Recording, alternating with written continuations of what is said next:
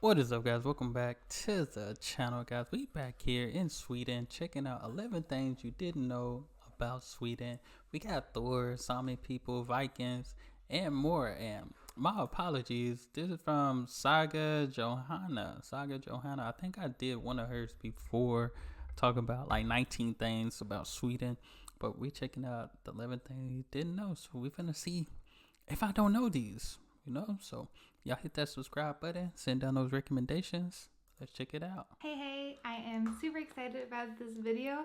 I've lived all over the world, and being Swedish, Dang. there are so many things people don't know about Sweden, but I really think you guys should know this.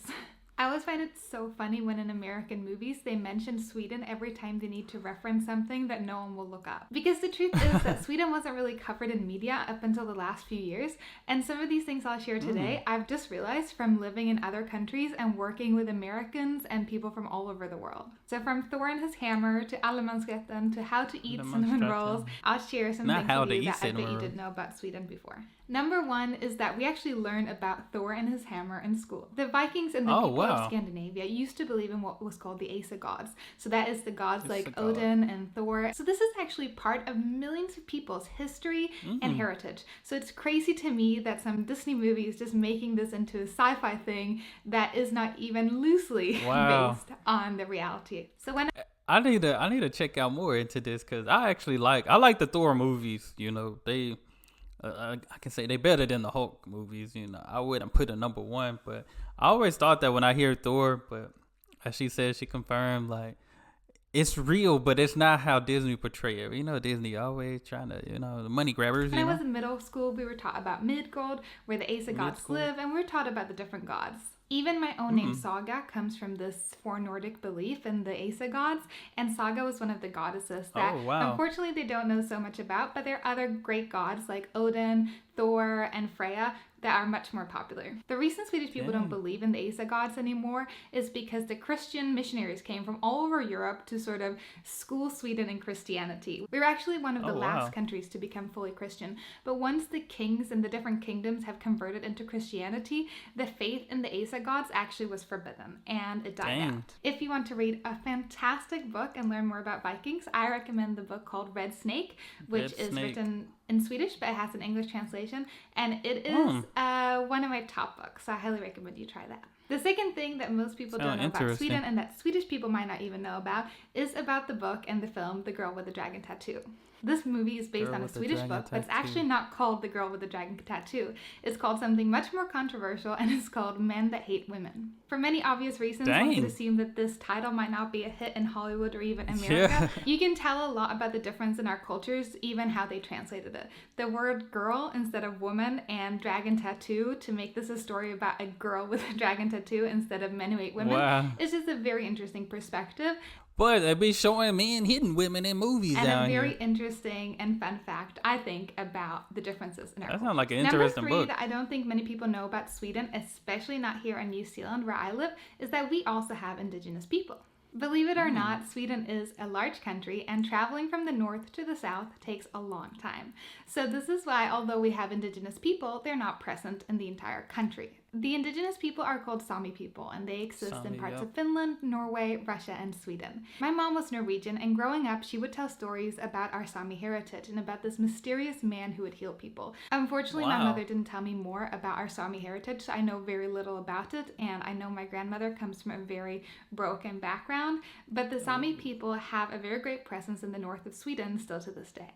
The Sami people used to move freely in the north of Scandinavia and Russia. However, Sweden have a dark history of forcefully moving the Sami people from north of Sweden to other parts of Sweden, putting them in Swedish school, forcing them to speak Swedish, and etc. So there was very much a colonization of the indigenous people of Scandinavia. Now there has been written a fantastic book on the topic. On these, I'm not sure what you would call it in Swedish, but the forced moving of these people.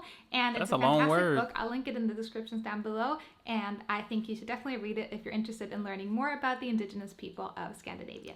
Number 4 is that we don't have paid schools. This is a little bit confusing if you're from another country, but we do actually have private schools and public schools. However, majority of our schools are public and all of our schools are free to attend. So no Swedish people has to pay to go to school in Sweden. Which even at the private school? Number 5 is that we have 480 days of paid parental leave per child. So let me see this.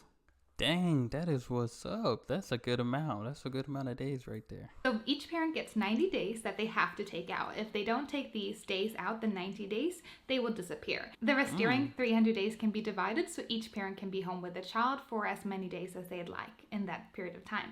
This means that most dads in Sweden do take parental leave, albeit fewer days than women, unfortunately. But this is still something I think that is evolving. I remember being home with my dad and my brother whilst he was building on the house or whilst he was making apple jam, and it was just a very, very fun time that I think of fondly to this day. Number 6, and this is something I didn't realize until I moved to Japan and my American/Swedish friend told me, and that is that it's not common for everyone to be in the news. But in Sweden, pretty much everyone has been in the news. So we're a big country, but we're not that many people, and we have a lot of local newspapers, which means most people have actually been in the local newspapers. Hey, put me in the Swedish news. You know, I think I've done enough video. I guess I just gotta get there now. I think at least 3 times. I'll see if I can find some clips and put them here on the screen. My mom's been in the newspaper several times, and so has my dad. Wow. So pretty much everyone I know has been in the newspaper. So if you know someone Swedish, you should definitely ask them if they've been in the newspaper too. Number 7 is that we have lots of different dialects. As I said before, we're a very large country, which means there are very large distances between different communities. That has created very different dialects in Sweden, and most people actually don't know that we have lots of different dialects. For example, I'm from the south of Sweden, so I pronounce the letter R, so with a very harsh sound that can be very difficult to immigrants to learn. If you're from the north of Sweden, you probably have a rolling R. My mother, who was from Norway, had a rolling R, and she would pronounce it R. So that's sort of an example on how different accents can be. When my grandparents and my parents grew up, my southern accent used to actually have subtitles on the TV for other Swedish people to understand. Dang. So I grew up in the southernmost parts of Sweden on a farm, and I speak something called skånska.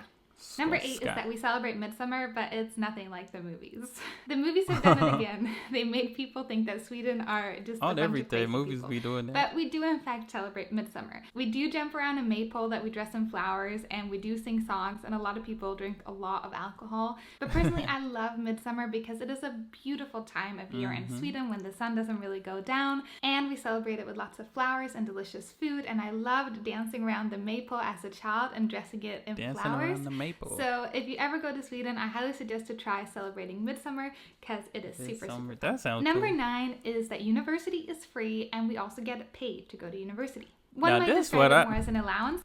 Now this is what I like right here. I wish we could, like, don't get me wrong, we get, like, if you take out loans and stuff, we have certain type of loans and grants that we can get. And we have some where we get a refund. If we get, like, the certain amount of loans and stuff that we get, we can get a refund back. And, you know, you can use that for anything, maybe books and stuff like that. But the thing is, like she said, they get to go and get paid. Even though we can get a refund check, it's like these are still loans that's going to hit 6 months after you finish school or just stop going to school. So it sucks. But yes, we do get money to go to university. For about 6 years of full-time study, you can get 3,300 Swedish kroner a month, which is approximately $320 US. That's Since perfect. tuition is free, this is to help you pay for books and materials and anything else you might need. There is also a loan you can get in case you want to rent, but Swedish students needs to be careful with how much they work to get this allowance. When I went to university, I worked a lot, which meant that I earned more money than the average student. However, there's a threshold where you then have to pay money back to the government. So make sure you don't work too much and everything. To get your full allowance. Yeah. Number 10, this is something I didn't realize that was weird about my upbringing until last year, and that was that I slept outside my entire childhood. Oh yeah, I honestly had no idea that not everyone did this. I mean, I did grow up on a farm, but people also do it in the cities, especially if you're at a cafe or something. You put your baby in the stroller and they will sleep outside. I slept outside, my brother slept outside, my sister slept outside for our daytime naps all throughout the year. Winter that's definitely different here in the States. I'm sure y'all do. If somebody did that in the States, people probably call Child Protective Services out here on summer. somebody. It's quite convenient because the baby doesn't get woken up, but one also has to remember that in Sweden we don't have any predators. So I grew up on a farm in the middle of nowhere, but there were no animals or predators that could get to me, so I was very safe. Maybe Well, a at little least bit that's cold, a good thing. but I was very safe and healthy. Number 11 is allemansrätten. Before moving to New Zealand, I'd never seen a trespassing sign or any sign for that matter on private land. We have something called allemansrätten, which means that everyone is allowed to be pretty much everywhere, not in people's private gardens, but if someone owns a forest, anyone can go there as long as they don't break branches or destroy anything. And this is called allemansrätten. So if you're in Sweden, you won't see any private property or trespassing signs, which is very common in a country like New Zealand. And the last thing that I have to tell everyone about, because the world is doing it wrong, and that is how you should eat your cinnamon rolls. In Sweden, we love cinnamon rolls. We even have a day for it, kanelbullsdagen, where we celebrate the cinnamon rolls and we eat lots of them. I love cinnamon rolls. And the thing is, you're not supposed to put glaze on top of your cinnamon roll. What? Now this is so important. When living in France, I once had a cinnamon roll and I was so excited because I hadn't had one in like 2 years. And to my disappointment, it came out covered in like some syrupy glaze. In Sweden, we do not put any glaze on our cinnamon rolls. That glaze be hidden. I can't imagine. I don't know. I can't imagine eating a cinnamon roll without the glaze on Instead, that thing. we put something called pearl sugar on it. Pearl sugar is exactly what it sounds like, is little pieces of sugar, and they go on top of the cinnamon roll, and it makes it a little bit crunchy and a little extra sweet, and it's so much better. So if you make cinnamon rolls at home, try it the Swedish way, because I promise it'll be better, and it won't be gooey or messy or anything in the pot. Very, very strange. That's the Stop perfect eating cinnamon buns with glaze on them and start eating them. That glaze, when it's on your finger, you can just, you know. Swedish Not saying suck really your fingers, I really hope you guys but like this video. I didn't used to care much about being Swedish, but moving abroad, I realized that our culture is quite different, and there's so many things I love about it. So I really wanted to share that with you. I hope you like this video. Let me know if you have any questions or comments, and I'll make sure to reply to them in Swedish or in English, whichever you prefer. And I'll see you next week with a new video. Bye. This was good. This was good. The world, everything, everywhere is just different. I can say I did know at least 3 of these. At least 3, you know, when it came maybe to the tuition. I believe I heard before of course, the babies can be out, you know, in their stroller and stuff by themselves and all that. And what was the other one? Definitely didn't know about the girl with the dragon tattoo. But yeah, I think, most of this I didn't know. But all in all, still a good video. So y'all make sure y'all subscribe to her channel. Saga, I'm already subscribed, so y'all make sure y'all do too. But this was good. Y'all let me know if there's anything else that I possibly don't know about Sweden. Like she said, Disney didn't change the Thor. I be seeing Thor old and all, you know, and I know it's not the real thing. They make it a sci-fi. But for her to just say, hey, this is like, it's real, but Disney made it to a sci-fi. Like they making it seem like it's fictional character, but in reality, these were real people that were here in Sweden. So that's pretty cool. But that's all I have. Y'all hit that subscribe button. Send down those recommendations. And y'all be blessed, be the best, and be you. I'm out.